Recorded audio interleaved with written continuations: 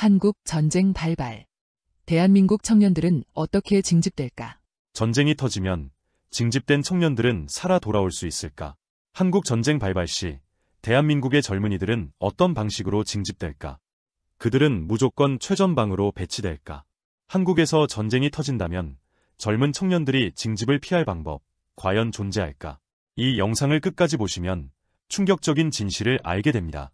전쟁이 터지면 징집된 젊은 청년들의 사상자는 얼마나 나올까? 지금 현재 지구상에서 벌어지고 있는 대표적인 국가 간 전쟁은 러시아-우크라이나 전쟁입니다. 러시아-우크라이나 전쟁은 2022년 2월 시작된 이후로 현재까지 3년이 지나고 있습니다. 이 기간 동안 양측의 사상자 수는 미국 정보당국에 따르면 2024년 10월 기준으로 러시아군의 사망자는 약 11만 5천 명, 부상자는 약 50만 명에 달합니다. 동일한 시점에 우크라이나군의 사망자는 약 5만 7천 명, 부상자는 약 25만 명으로 추산됩니다. 러시아와 우크라이나의 대부분의 현역 군인과 전투병력은 20대와 30대가 주를 이룹니다. 전쟁이 장기화되면서 더 많은 젊은 병사들이 군에 자원하거나 징집되었습니다. 전쟁의 특성상 현역 군인 중에서 젊은 세대의 비중이 압도적으로 높습니다.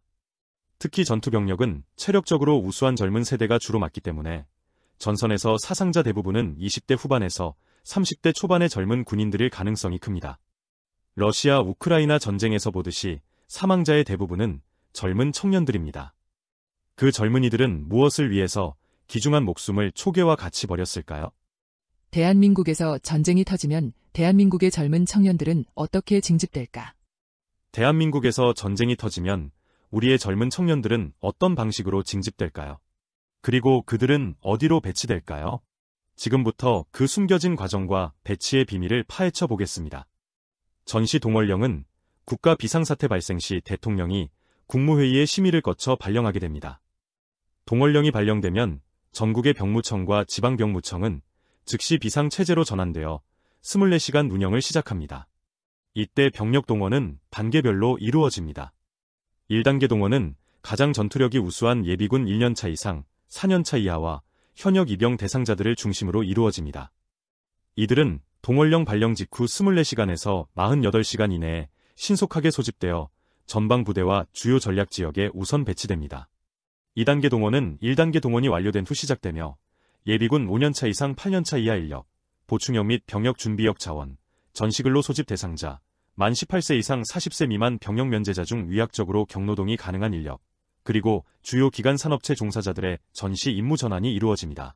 이 단계에서는 후방 지역 방어, 기간 시설 방호, 군수 물자 생산 및 수송 등의 임무를 수행할 인력을 보충합니다. 3단계 동원은 전면전 상황에서 실시되며 가용한 모든 인적 자원을 동원하는 단계입니다. 예비군 8년차 이상의 모든 예비역 자원, 민방위 대원 전원의 전시 임무 전환이 이루어지며 또한 만 18세 이상 40세 이하 남성 중 아직 동원되지 않은 인력, 의무복무 면제자 중 경노동 가능자 전원, 그리고 여성 지원자 및 특수기술 보유자 등이 동원됩니다. 이 단계에서는 국가의 모든 인적, 물적 자원이 전시체제로 전환되며 민간 산업시설도 군수품 생산체제로 전환됩니다. 각 단계는 상황의 긴급성과 필요한 병력의 규모에 따라 그 기간이 조정될 수 있으며 때로는 단계가 축소되거나 동시에 진행될 수도 있습니다. 특히 기습 공격이나 대규모 침공 시에는 모든 단계가 거의 동시에 진행될 수 있습니다. 그러나 현역 입영 대상자들의 경우는 기존의 입영 일정과 관계없이 긴급 입영 조치가 시행됩니다. 이들은 일반적으로 소집 통지를 받은 후 24시간 이내에 지정된 응소 장소에 도착해야 합니다. 응소 장소는 주로 각 지역의 예비군 훈련장이나 군부대가 되며 이곳에서 기초적인 점검과 장비 지급이 이루어집니다. 그럼 동원된 인력은 어떻게 배치가 될까요? 먼저 군대에서 복무했거나 전투와 관련된 기술을 가진 사람들은 최전방 전투부대로 가게 됩니다. 특히 특전사나 수색대 출신들, 그리고 사격이나 전투훈련 성적이 우수했던 사람들이 여기에 해당되죠. 기술직으로 일하던 사람들은 각자의 전문성을 살려서 군수시설이나 특수부대로 배치됩니다. 예를 들어 기계 엔지니어는 무기나 장비 정비를, 화학기술자는 특수물자 생산을, 전기기술자는 군사시설 유지보수를 담당하게 되는 거죠. 의료진의 경우는 좀 특별한데요. 의사와 간호사, 응급구조사들은 군병원이나 야전병원으로 배치됩니다. 특히 외과 의사들은 전상자 치료를 위해 최전방 근처의 야전 병원으로 우선 배치될 수 있어요. 운송 관련 일을 하던 분들, 예를 들어 트럭 운전사나 물류 관리자들은 군수물자 보급 부대로 가게 됩니다. 이들은 탄약, 식량, 의료품 같은 중요한 군수물자를 전방부대에 전달하는 아주 중요한 임무를 맡게 되죠. 정보통신 분야에서 일하던 사람들은 통신부대나 사이버 사령부로 배치됩니다. 네트워크 엔지니어, 프로그래머, 보안 전문가들이 여기에 해당하는데 이들은 군사통신망 유지나 사이버 방어 임무를 수행하게 돼요. 마지막으로 특별한 기술이 없는 일반 인력들은 후방지원부대나 민방위 업무를 맡게 됩니다. 이들은 보급품 정리, 시설 경비, 대피소 관리, 주민 대피 지원 같은 업무를 하게 되는데 이것도 전쟁 수행에 있어서 정말 중요한 역할이에요. 대한민국에서 전쟁이 터진다면 젊은 청년들이 징집을 피할 수 있는 방법은 무엇일까요? 만약 대한민국에서 전쟁이 터진다면 젊은 청년들은 과연 징집을 피할 수 있을까요? 정말 방법이 있을까요? 아니면 피할 수 없는 운명일까요? 지금부터 그 해답을 찾아보겠습니다. 대답은 단호합니다. 거의 불가능합니다. 하지만 절대 불가능한 것은 아닙니다.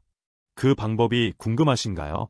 영상을 끝까지 보시면 예상치 못한 답을 발견할 수도 있습니다. 대한민국은 평소에도 병역 의무가 꽤 엄격한데 전시 상황에서는 이게 훨씬 더 강화되거든요. 그래도 법적으로 군대를 안 가도 되는 경우가 있긴 해요. 예를 들어 건강에 심각한 문제가 있는 경우 신체검사에서 면제를 받을 수 있어요. 신체검사 결과 5급, 전시근로역, 이나 6급, 병역 면제, 판정을 받으면 군대에 안 가도 되는데 이건 병무청에서 진짜 꼼꼼하게 확인하기 때문에 일부러 아픈 척하거나 허위로 진단서를 내면 바로 들켜요. 이런 식으로 병역을 기피하려다가 걸리면 형사처벌을 받을 수 있고 특히 전시 상황에서는 처벌이 훨씬 더 무거워질 거예요. 또 하나의 방법은 해외에 오래 거주하거나 외국 국적을 취득하는 거예요. 만약 외국에서 오랫동안 거주한 기록이 있거나 이중 국적을 포기하고 외국 국적을 선택하면 병역 의무가 사라질 수 있어요. 하지만 이건 절차도 복잡하고 나중에 한국에 들어오거나 살려고 할 때 여러 가지 불편한 일이 생길 수 있어요. 예를 들어 재외동포 비자를 받아야 하거나 영주권 문제로 귀찮아질 수 있죠. 그리고 예술이나 체육 분야에서 뛰어난 성과를 낸 사람들도 병역 특례를 받을 수 있어요. 올림픽에서 금메달을 따거나 국제 콩쿠르에서 1등을 하면 병역 특례로 군복무를 대신할 수 있죠. 하지만 이런 사람들은 워낙 소수라서 대부분의 사람들에게 해당되진 않아요. 또 가족 사정으로 면제받는 경우도 있는데 예를 들어 부모님이 모두 돌아가시고 혼자 동생을 부양해야 한다거나 가족 중에 유일한 부양자일 경우 병역 면제가 가능해요. 일시적으로 병역을 연기하는 방법도 있긴 해요. 예를 들어 대학원에 다니거나 해외 유학 중이면 병역을 일정 기간 연기할 수 있는데 전쟁이 나면 이런 연기 사유도 대부분 무효가 될 거예요. 전시에는 학생이든 유학생이든 다 소집한다는 식으로 상황이 돌아갈 수 있으니까요.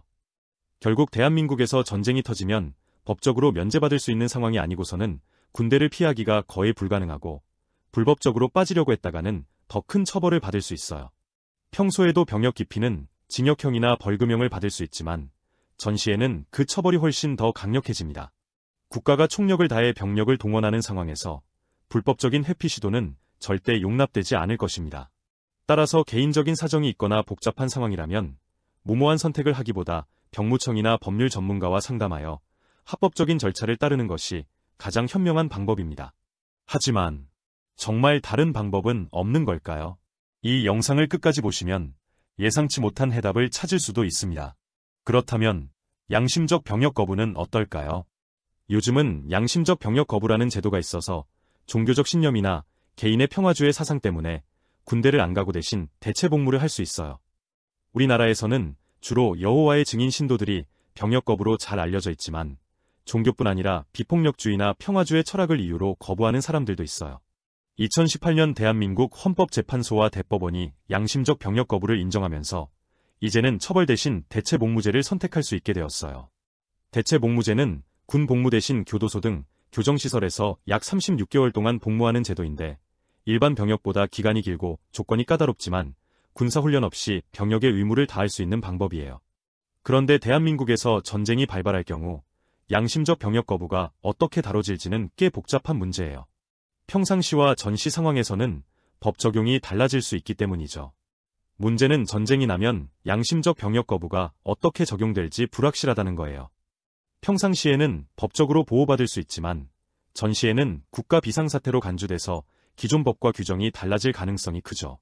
전쟁이 터지면 국가안보와 국민 생명보호가 최우선이 되기 때문에 평소 인정되던 양심적 병역 거부 권리가 일시적으로 제한될 수 있어요. 헌법에도 국가 비상사태 시 일부 기본권을 제한할 수 있다고 명시되어 있거든요. 전쟁 시에는 병력 수요가 급증하기 때문에 정부가 대체 복무제를 잠정 중단하거나 전시 근로복무로 전환할 수 있어요.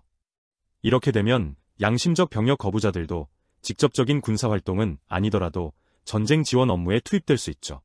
만약 전쟁 중에도 군복무나 대체복무 모두 거부할 경우 형사처벌로 이어질 가능성이 높아요. 전시에는 병역 기피나 거부 행위가 국가 반역처럼 간주될 수 있기 때문에 징역형 등 엄격한 처벌을 받을 수 있어요. 국제적으로는 유엔 인권위원회와 같은 기구들이 양심적 병역 거부를 인권의 일환으로 인정하고 있지만 전시 상황에서는 대부분의 국가가 이를 제한하거나 예외로 두고 있어요. 한국도 이런 국제 기준을 따르긴 하지만 전쟁 상황에서는 국가 방위를 최우선으로 하기 때문에 국제 기준이 실제로 적용될지는 확실하지 않아요. 결국 전쟁이 발발하면 양심적 병역 거부가 지금처럼 인정될지 불투명해요. 평시에는 법적으로 대체 복무를 통해 병역 의무를 다할 수 있지만 전시에는 이 제도가 제한되거나 중단될 가능성이 크고 심지어 거부할 경우 형사처벌까지 받을 수 있어요. 이런 상황에서는 법률 전문가의 상담을 통해 자신의 권리와 의무를 명확히 파악하는 게 중요합니다. 결론적으로 대한민국에서 전쟁이 터지면 특별한 면제 사유가 없는 한 징집을 피하는 것은 거의 불가능합니다. 불법적인 방법으로 회피하려다가는 오히려 더 큰 처벌을 받을 수도 있죠.